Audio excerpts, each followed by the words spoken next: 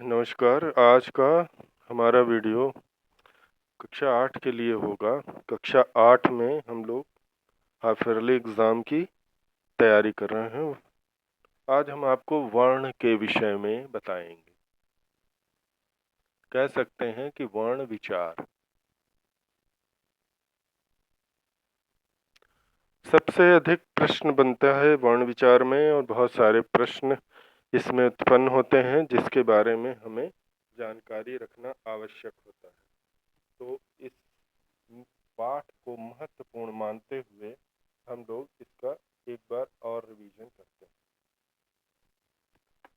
सबको पता है कि वर्ण, मैंने पहले भी आपको बताया कि वर्ण भाषा की सबसे छोटी इकाई होती है।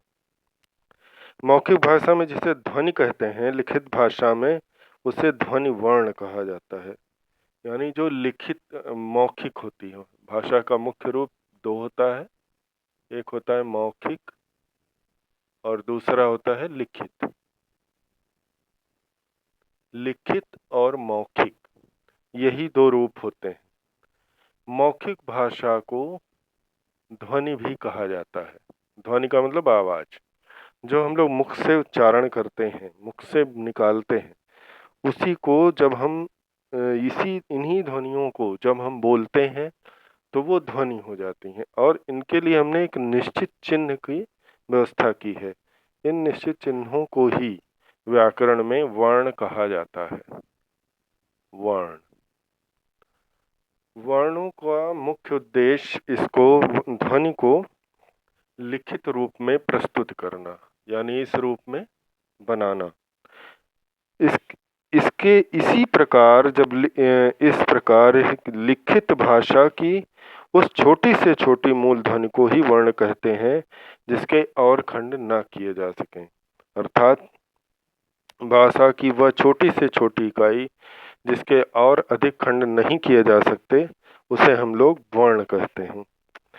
वर्ण के बाद ये एक शब्द और आता है, वो आता है वर्णमाला। वर्णमाला क्या होती है? सबको मालूम होना चाहिए कि वर्णमाला शब्द वर्ण और माला से मिलकर बना है। साफ साफ दिखाई दे रहा है, ये है वर्ण और ये है माला। इन दो शब्दों के योग से इस शब्द की रचना हुई है। इसे हम वर्णों का समूह भी कह सकते हैं। वर्णमाला अर्थात इसका अर्थ आप जो लगाएंगे, इसको हम कहेंगे वर्णों का समूह। परंतु वर्णों का समूह कुछ भी हो सकता है। किसी भी प्रकार के वर्णों को इकट्ठा किया और उसको रख दिया तो वो वर्णों का समूह तो कहलाएगा, पर वो वर्णमाला नहीं कहलाएगा। वर्णमाला के लिए हमारी परिभाषा ये होगी कि वर्णों का वह व्यवस्थित और निश्चित समूह जो एक निश्चित क्रम में उपस्थित हो, उसे ही वर्णमाला कहेंगे। अर्थात किसी भाषा में जितने वर्णों का प्रयोग होता है, उन सबको एक निश्चित क्रम में व्यवस्थित करके बनाए गए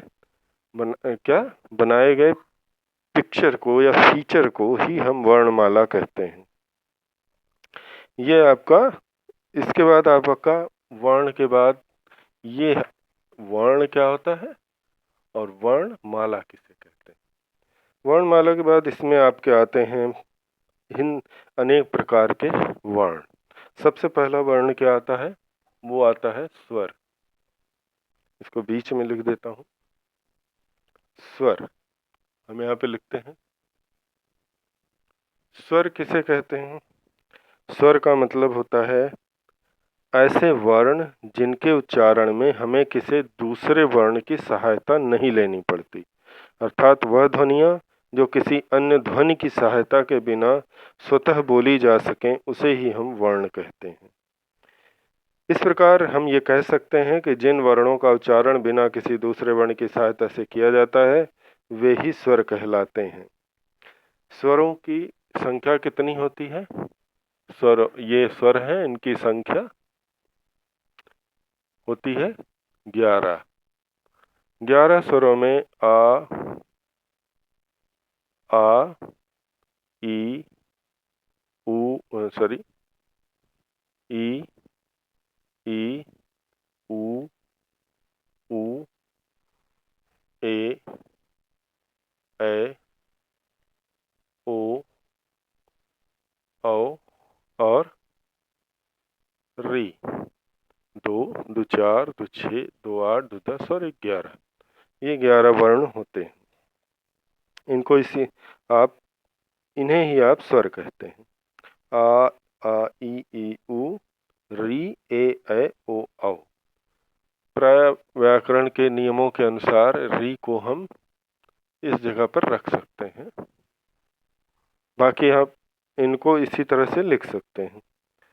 अब इसके स्वर के कितने, अब इसमें देखिए स्वर के कितने प्रकार होते हैं, स्वर के प्रकार भी होते हैं, यहाँ पर डाल लेते हैं। स्वर के प्रकार 3 होते हैं। सबसे पहला होता है ह्रस्व स्वर, दूसरा होता है, दूसरा कौन सा होता है, दीर्घ स्वर,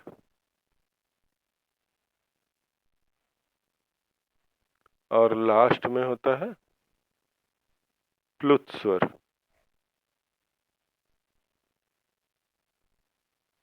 ह्रस्व स्वर अर्थात जिन स्वरों के उच्चारण में एक मात्रा का समय लगता है उसे ह्रस्व स्वर कहते हैं। कुछ जगहों पे कहते हैं कि कम समय लगता है, तो कम समय कितना लगता है, एक मात्रा का।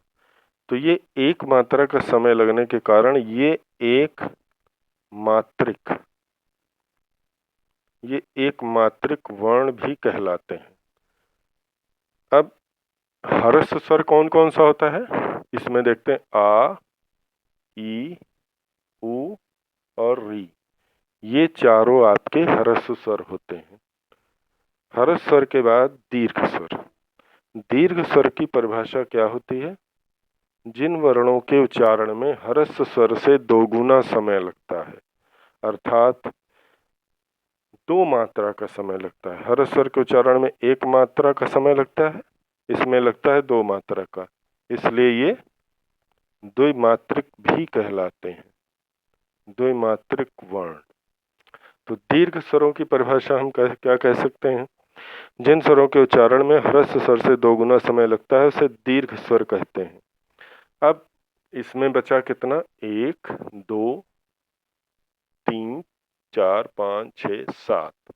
ये सातों स्वर आपके दीर्घ स्वर होंगे, यानी 11 वर्णों में से 4 आपके ह्रस्व स्वर होंगे और 7 आपके दीर्घ स्वर होंगे। प्लुत स्वर का प्रयोग प्रायः संस्कृत के शब्दों में ही किया जाता है।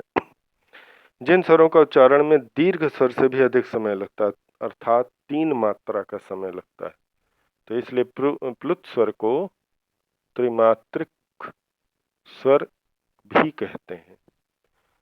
3 मात्रा का समय लगने के कारण इसे त्रिमात्रिक स्वर भी कहते हैं। और इन प्लुत जो स्वर होते हैं वो मुख्य रूप से संस्कृत में ही प्रयोग किए जाते हैं। हिंदी में इसका प्रयोग हिंदी के अंक 3 की तरह किया जाता है। जैसे शब्द लिखा जाता है ओम, ये है निश्चित रूप से ये, अब इसी को आप इस तरह भी लिख सकते हैं ओम, ये हिंदी का ओम है। तो हिंदी में इसका प्रयोग बहुत कम होता है, इसमें यहाँ पे हलंत लगाएंगे क्योंकि ये वो रहेगा, बहुत कम रहता है, परंतु हिंदी में इसका प्रचलन होता है, बहुत कम होता है, और संस्कृत में इसका प्रचलन बहुत अच्छे और खूब होता है। तो ये 3 स्वर हुए जिनको हम मात्राओं के आधार पर इनका समय और वो निकालते हैं। इसके बाद फिर आपका आ जाता है व्यंजन। स्वरों का जो दूसरा रूप होता है, वर्ण का जो दूसरा रूप होता है वो कहलाता है व्यंजन। अब व्यंजन क्या होता है इसको भी देखते हैं।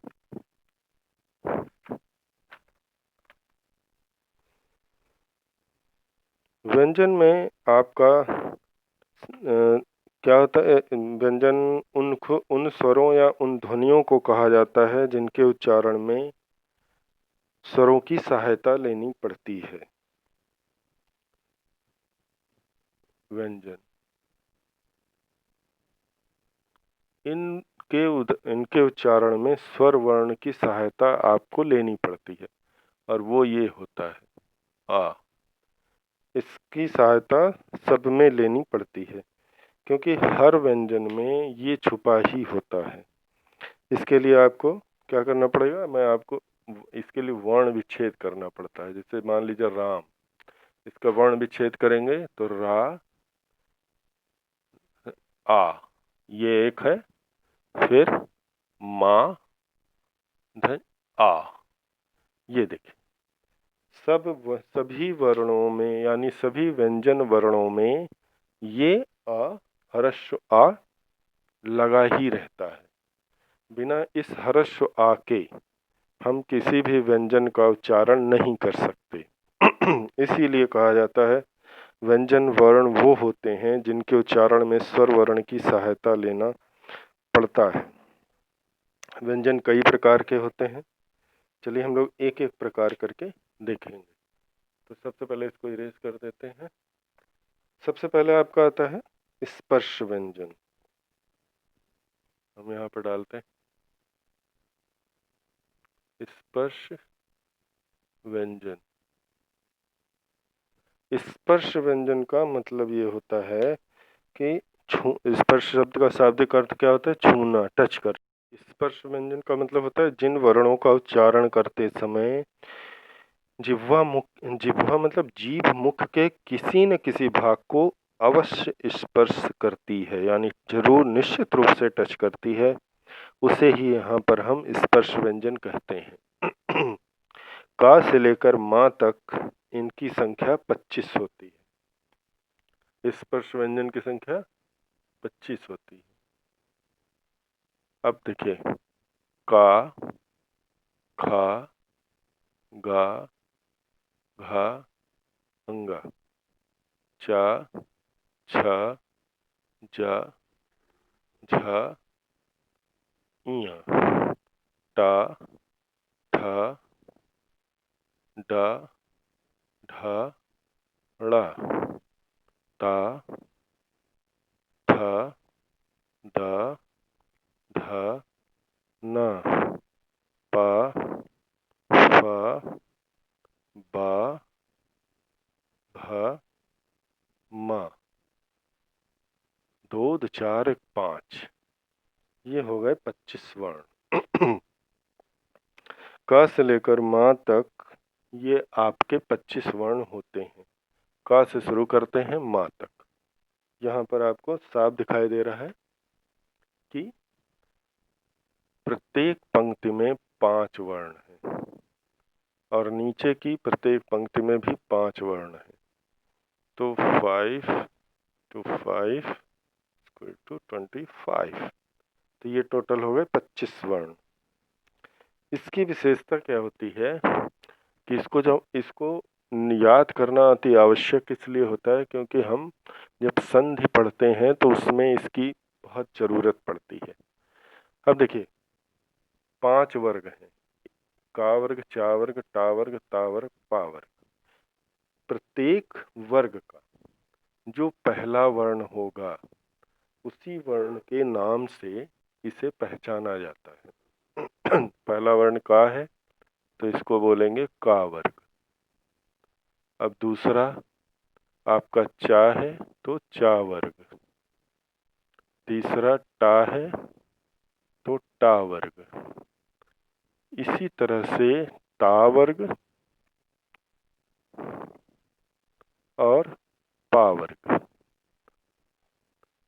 पा फा सॉरी फा फल वाला फा होना चाहिए यहाँ पर। पा फा बा भा मा। तो प्रत्येक वर्ग में 5 वर्ण और प्रत्येक वर्ग के पहले वर्ण के नाम से ही इन्हें पहचाना जाता है। का वर्ग, चा वर्ग, टा वर्ग, ता वर्ग, पा वर्ग।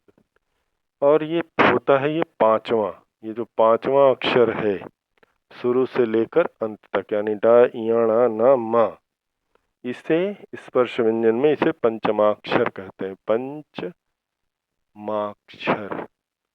पंचमाक्षर का मतलब होता है पांचवा अक्षर, अर्थात